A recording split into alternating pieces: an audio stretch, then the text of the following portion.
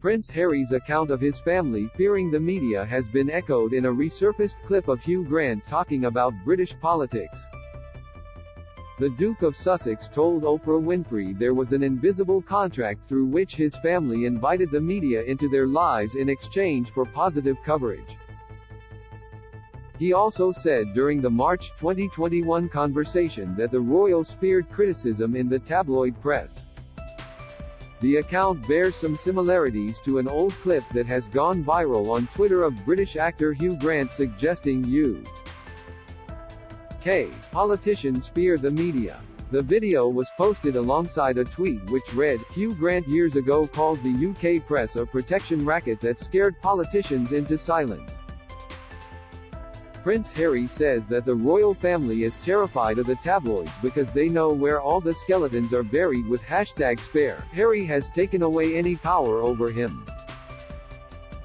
The post has been viewed more than 186k times and liked nearly 3,000 times.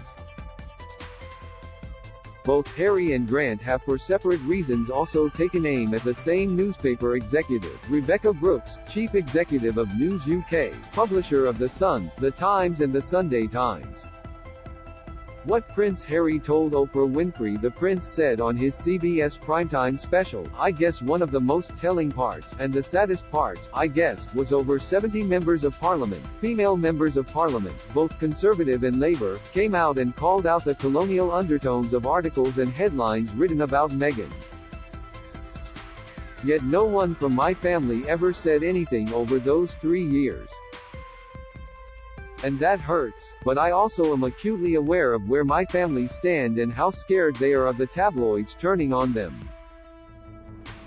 There is what's termed or referred to as the invisible contract," he said, "behind closed doors between the institution and the tabloids, the UK tabloids." What Hugh Grant said about politicians and the media. The video clip of Hugh Grant appears to date back to an appearance by him on BBC political debate show Question Time on July 7, 2011, which was the date Rupert Murdoch's media empire announced the closure of the News of the World brand in the wake of phone hacking allegations. Grant said, "When they tried to bring Rebekah Brooks in to see them and she refused and they asked again and she refused and they kept asking and the message got through to the select committee, if you make me come I will destroy your personal lives." And that's what MPs have been. They have been on an individual basis absolutely terrified. He added, "This is a protection racket and it should not be called anything else."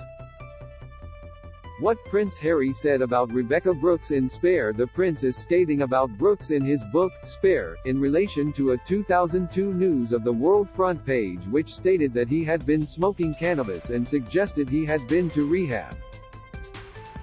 Harry said this was a typical part of my princely charitable work, rather than him checking into rehab for treatment.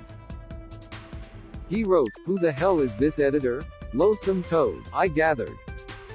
Everyone who knew her was in full agreement that she was an infected pustule on the A*** of humanity, plus *** excuse for a journalist. But none of that mattered, because she'd managed to wriggle her way into a position of great power and lately she was focusing all that power upon me. She was hunting the Spare, straight out, and making no apologies for it. She wouldn't stop until my balls were nailed to her office wall.